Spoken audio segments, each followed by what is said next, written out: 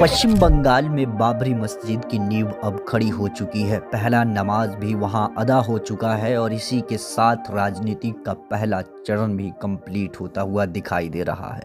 अब आप सोचेंगे राजनीति कैसा? आपको मालूम होगा कि बगैर मंदिर मस्जिद किए बीजेपी की राजनीति अधूरी रहती है। दोस्तों सलाम, नमस्ते, सत श्री अकाल। मैं अराफात अहमद, आप देख रहे हैं खबर पल्स पे बाबरी मस्जिद स्पेशल रिपोर्ट। 6 दिसंबर को अयोध्या की बाबरी मस्जिद को ढा दिया गया, उसे गिराकर उसे तबाह कर दिया गया और वहां राम मंदिर की शुरुआत हुई है। दोस्तों आपको बता दें, अब यही सिलसिला पश्चिम बंगाल में दोहराया जाएगा। दोस्तों और वहीं पश्चिम बंगाल के मुर्शिदाबाद में टीएमसी से निलंबित विधायक हुमायूं कबीर ने बाबरी मस्जिद की नींव रखी। पश्चिम बंगाल के मुर्शिदाबाद में बाबरी मस्जिद की नींव रखी जा चुकी है और अब से मौलानाओं को बुलाकर यहाँ पर दुआएं भी की गई है। लेकिन आपको बताएं, ये मस्जिद नहीं बल्कि मस्जिद ज़रारा है। अब इस पे मैं जाऊंगा तो बहुत लंबी बहस हो जाएगी कि ये मस्जिद ज़रारा क्या है। फिलहाल आप इतना समझिए कि इस मस्जिद में नमाज पढ़ना मेरे या फिर किसी भी अन्य धार्मिक मौलानाओं के नजर में सही नहीं है, क्योंकि ये पॉलिटिक्स प्रोपेगेंडा को प्रमोट कर रही है। दोस्तों अब सवाल ये है कि अगर हुमायूं कबीर को बाबरी से इतना लगाव था तो उन्होंने इससे पहले इसका जिक्र क्यों नहीं किया? ये जिक्र तभी क्यों हुआ जब बंगाल में चुनाव आने वाले हैं। बीजेपी बंगाल में एक्टिव हो चुकी है और कई राजनीतिक विश्लेषक इसी बात की तरफ इशारा कर रहे हैं कि ये सब कुछ बीजेपी के इशारे पर हो रहा है। बीजेपी हिंदू मुस्लिम करती है और इसके जरिए वो ममता बनर्जी के वोट बैंक को कमजोर करेगी। बीजेपी के एक नेता ने ट्वीट करते हुए ये साफ तौर पे कह दिया है कि अगर बाबरी मस्जिद बनती है तो हम इसे ढा देंगे। गजब हाल है भाई। मतलब सच में, जहाँ पर मस्जिदों के नीचे मंदिर की दावा की जा रही है, वहाँ पर बाबरी मस्जिद जैसा मस्जिद कायम हो, ये भला किसको हजम होता है। लेकिन कुछ रिसर्च जब मैंने की तो मैं जान के दंग रह गया कि ये मस्जिद तो मस्जिद है ही नहीं बल्कि ये बीजेपी का प्रोपेगेंडा है। आपको जान के हैरानी होगी कि हुमायूं कबीर, जो कि पहले बीजेपी के थे, बाद में तृणमूल कांग्रेस ज्वाइन करके ये विधायक बन गए और फिर अब कहीं के नहीं है, क्योंकि जब मस्जिद की नींव रखी गई तो टीएमसी ने इन्हें पार्टी से निकाल दिया। अब साफ तौर पे दिखाई दे रहा है कि ये काम सिर्फ और सिर्फ भाजपा के लिए किया जा रहा है। यहाँ हुमायूं कबीर मस्जिद तो बनवा रहे हैं, लेकिन भारतीय जनता पार्टी, आप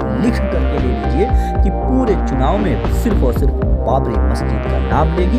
बाबरी मस्जिद को तोड़कर वहां भी कोई मंदिर बनवाने का दावा करेगी और वो पश्चिम बंगाल में जीत भी सकती है। दोस्तों वहीं टीएमसी की पार्टी का एक नेता ने बयान दिया कि नहीं, ऐसा कुछ नहीं होने वाला है, बल्कि चौथी बार ममता बनर्जी खुद यहाँ की सरकार बनेंगी और सत्ता को संभालेंगी।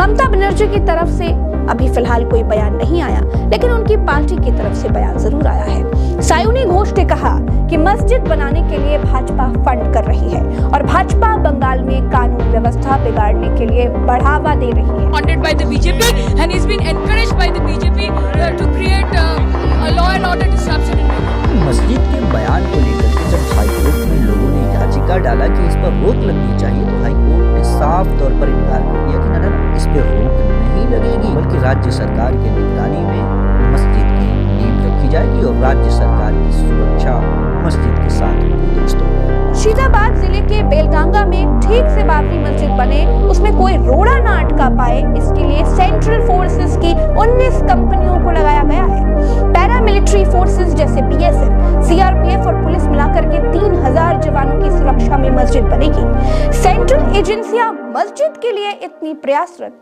कभी देखी नहीं गई। आपको जब मस्जिद ही बनवाना था तो आप पॉलिटिकल प्रोपेगेंडा को प्रमोट करने के बजाय ये मोहम्मद के नाम पे मस्जिद बनवा देते, या फिर मस्जिद जब बन जाती उसके बाद अगर आप मस्जिद का नामकरण बाबरी मस्जिद कर देते तो कोई दिक्कत नहीं होती। लेकिन अगर आप बाबरी मस्जिद नाम रख रहे हैं तो इस पे साफ दिखाई दे रहा है कि पॉलिटिकल प्रोपेगेंडा फैलाई जा रही है। बीजेपी पूरे चुनाव में इस मुद्दे को उठा करके देखिएगा फिर से सत्ता में आ सकती है। दोस्तों सबसे बड़ी बात यह है कि आप खुद सोच करके देखिए कि जहां पहले से ही मंदिरों को निकालने की दावा की जा रही है, मस्जिद के नीचे मंदिर ढूंढा जा रहा है, वहां पर अगर मस्जिद बनता है तो भला पॉलिटिकल पार्टी क्यों ना इसको मुद्दा बना के चुनाव लड़ेगी भैया। खैर, इस पूरी वीडियो पे आपका क्या ओपिनियन है मुझे सब्सक्राइब करके कमेंट में जरूर बताइएगा। हमको यानी अराफात अहमद को विदा दीजिए। देखते रहिए खबर पल्स। जय हिंद, वंदे मातरम।